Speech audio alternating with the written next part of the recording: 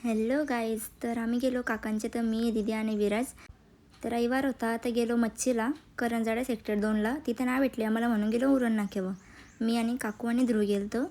तर उरण नाक्यावर गेलो आणि जाम पाऊस पण आला. मग मी आणि ध्रुव इथे एक साईडला थांबलो आणि काकू गेले मच्छी आणायला. मच्छी वगैरे आणली आणि आम्ही आलो घरी.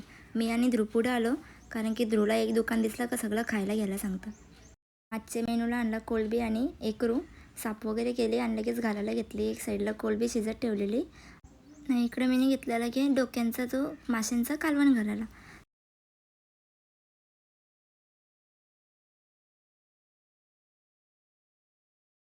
नंतर कोळंबी आणि मच्छीचा कालवण झाला घालून आणि घेतल्यानंतर बोट्या फ्राय करायला.